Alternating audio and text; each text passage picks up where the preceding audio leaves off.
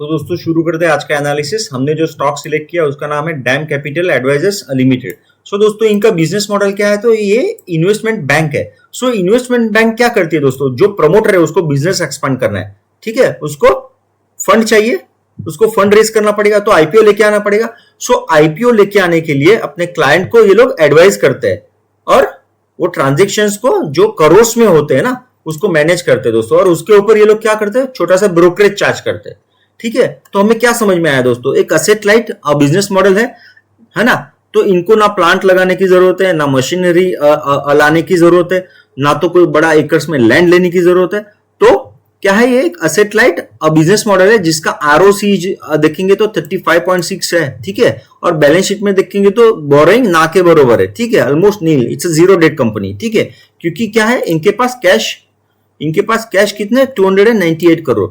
तो ये एक बिजनेस होगा इनका इन्वेस्टमेंट बैंक का। इसके अलावा ये लोग क्या करते हैं, अगर हम देखेंगे, इसके अलावा ये लोग क्वालिफाइड इंस्टीट्यूशनल प्लेसमेंट भी करा के देते हैं अपने क्लाइंट को। तो ये इसको क्या बोलते हैं, क्यूआईपी। तो क्यूआईपी क्या होते हैं दोस्तों, कि जो कंपनी ऑलरेडी लिस्टेड है और वो प्रमोटर को कुछ फंड का अगर जरूरत पड़ता है तो वो क्या करेगा, अपना स्टेक बेचेगा, हाँ ठीक है। तो वो एक बल्क डील कराने के लिए अपने क्लाइंट को हेल्प करते हैं दोस्तों, और उस ट्रांजेक्शन को मैनेज करते हैं और उसका ब्रोकरेज चार्ज करते हैं। तो क्यूआईपी के लिए हेल्प करते हैं, राइट इश्यू लाने के लिए हेल्प करते हैं, मर्जर्स एंड एक्विजिशन के जो ट्रांजेक्शन्स होते हैं उसको भी स्मूथ करा के देते हैं। प्रिफरेंशियल इश्यूज है वो हैंडल करने के लिए भी ये सपोर्ट करते हैं दोस्तों, ठीक है। तो ये हो गया इनका एक बिजनेस मॉडल जो हाईली इफिशियंट है दोस्तों, ठीक है। और उसका पी रेशियो जो यहाँ पे है वो बहुत ही कम है दोस्तों, बहुत ही कम पी रेशियो है, ठीक है। उसके अलावा इन्वेस्टमेंट बैंक के अलावा इनके क्या है, और भी बिजनेस वर्टिकल से उसको देखेंगे, ठीक है। तो हमने यहां पे क्या देखा दोस्तों, एक इन्वेस्टमेंट बैंक है जिसमें कोई बोरोइंग नहीं किया, इसलिए इसको क्या वर्ड दिया है यहाँ पे, इसको बोला जाएगा pure play investment bank. So pure investment bank है दोस्तों, ठीक है। और एक बिजनेस वर्टिकल है इनका, उसको देखेंगे। तो एक बिजनेस वर्टिकल है इनका ब्रोकिंग का। सो ब्रोकिंग मतलब क्या है कि इनके 296 क्लाइंट है across the world, like India में भी है, US, UK, Europe, Hong Kong, Singapore, Australia, Taiwan, south Korea, middle east and south Africa. तो ये अपने क्लाइंट को क्या करा के देते हैं, यहाँ पे इंडिया में डिलीवरी में और एफ&ओ में ट्रेड कराने के लिए, इन्वेस्टमेंट कराने के लिए हेल्प करते हैं दोस्तों, ठीक है। उसके लिए क्या करते हैं लोग, टिप्स देते हैं। तो टिप्स देने के लिए क्या, इनका एक बिजनेस है जिसमें रिसर्च रिपोर्ट इशू किया जाता है ना। तो रिसर्च रिपोर्ट ये लोग क्या करते हैं, ये जो सेक्टर्स है यहाँ पे, ठीक है, वो सेक्टर में जो लार्ज कैप कंपनी है या मिड कैप है कंपनी, उसके रिपोर्ट इशू करा के उनके क्लाइंट को टिप्स देते हैं दोस्तों। तो वो यहां से हमें ये समझ में आता है, अगर हम इसको पढ़ेंगे ना तो वो समझ में आता है। As of March 31, 2026 our research team has covered 21 sectors and 187 companies दोस्तों, ठीक है। तो ये इनका एक बिजनेस मॉडल था, और वो यहाँ पे भी हम चेक कर सकते हैं कि ये हो गया इनका इन्वेस्टमेंट बैंकिंग से जो आता है इसका रेवेन्यू, ये आता है इनका ब्रोकिंग से, जो इनके क्लाइंट को जो है ना यहाँ पे इंडिया में इन्वेस्ट कराते हैं डिलीवरी और एफ&ओ में, यहां से इनका एक रेवेन्यू आता है, ठीक है। तो ये इनका बिजनेस मॉडल है दोस्तों। हमें क्या नजर आता है, ये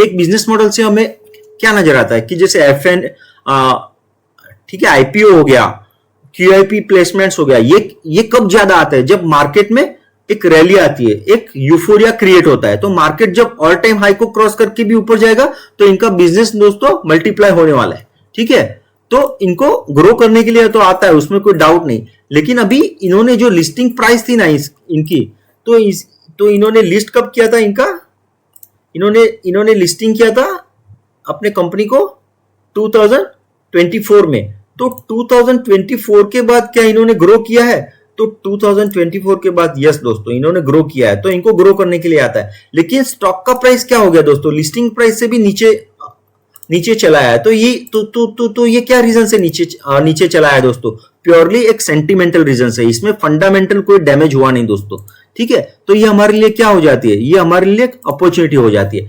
तो इसका टारगेट क्या हो जाएगा दोस्तों, इसका टारगेट इसका लिस्टिंग प्राइस हो जाएगा दोस्तों, जो है 392। सो 392 माइनस